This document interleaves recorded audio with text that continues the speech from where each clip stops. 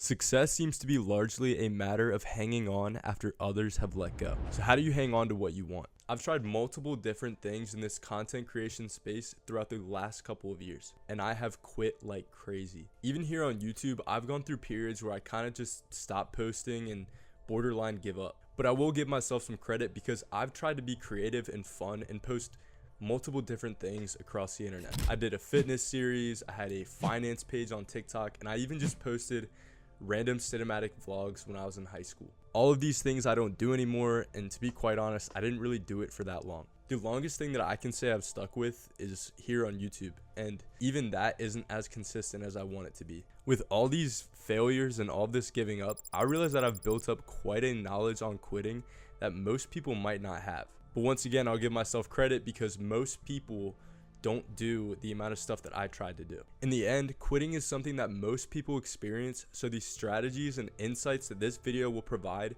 really are relevant. So here are 5 reasons why you quit from someone who quits and how to fix them. Reason number 1 has to be the most important out of all of them, and that is the why. Look, it really just boils down to 2 things. You either have extrinsic motivation or intrinsic motivation. Intrinsic motivation is motivation that comes from within.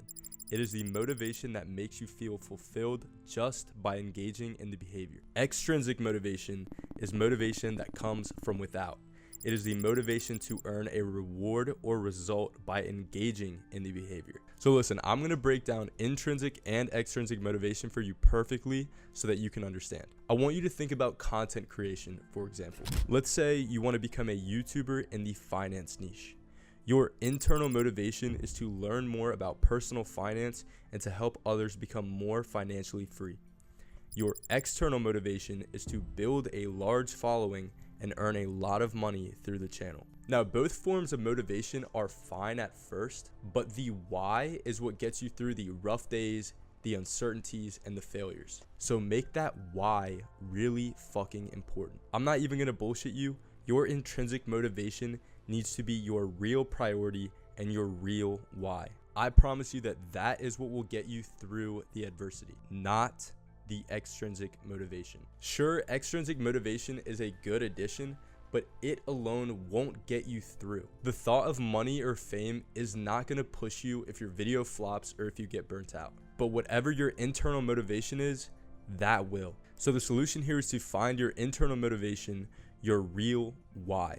The more solid this why is, the harder it is to give up on it. So make it easy on yourself. Understand the reason for what you are doing before you decide to do it. Please trust me as someone who's left many things behind because I did not have the proper why. Find that why, then you're one huge step closer to never giving up. Moving on, we have reason number 2 why you quit: the result. This is a tough one, and a tough one because I still struggle with it. So with that being said, I want you to hear exactly how I was feeling when the result didn't go my way. So I'm going to read you my journal entry on July 9th, 2024. To put things into context really quickly, I got a video that got like 30 views and I spent like 10 to 12 hours on it. To be honest, I'm feeling down about YouTube and the recent performances. Limiting beliefs are creeping, but I'm never gonna quit this shit. I feel strongly about the topics and about helping people.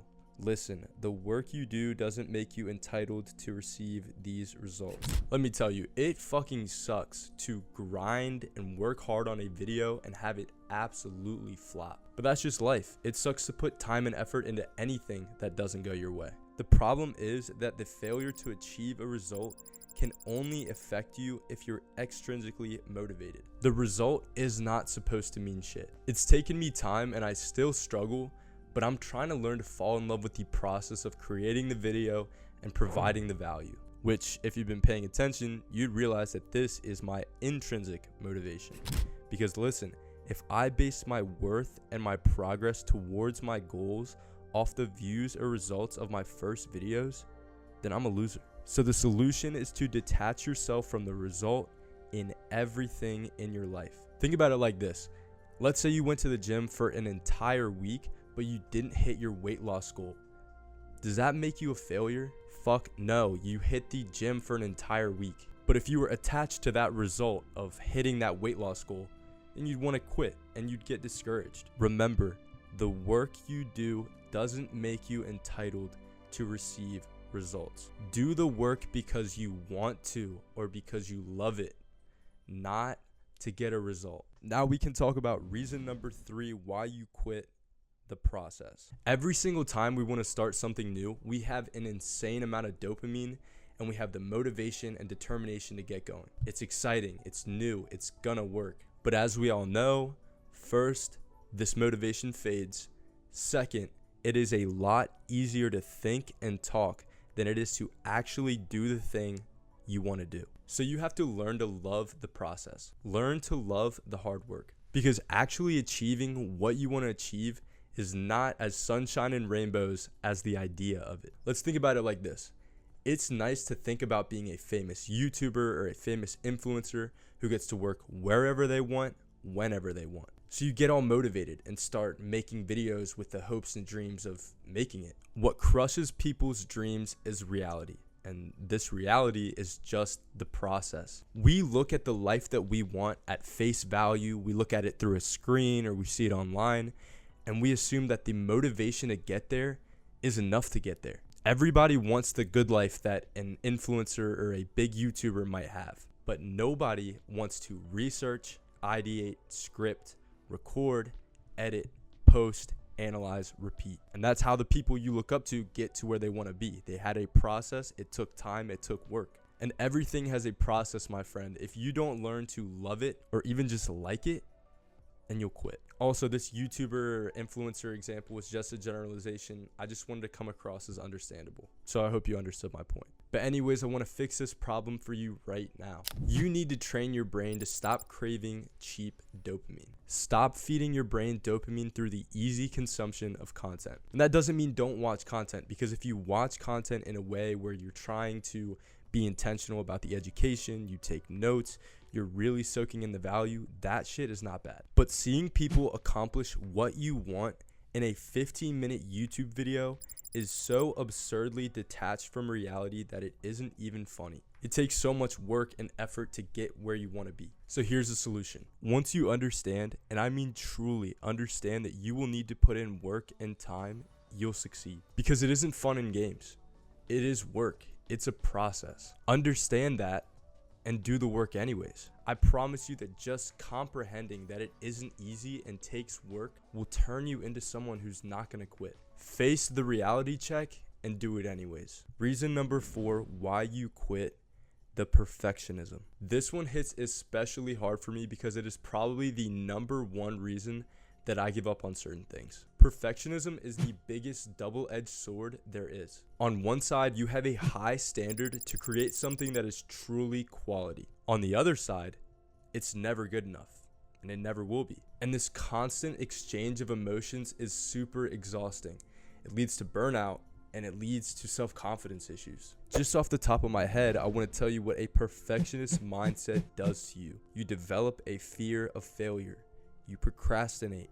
You burn out, you self-criticize, and you compare. This just isn't a fight that you can win by trying to grind it out and face it head on. Trust me, I know. So you really need to shift your entire mindset about what you're doing so you can get over perfectionism. I'm going to give you 3 methods that have worked for me on how to overcome perfectionism. First is a Japanese concept called Shoshin, or beginner's mindset. Accept where you are and just embrace it. Don't think, well, I don't know how to do that, or I can't do that.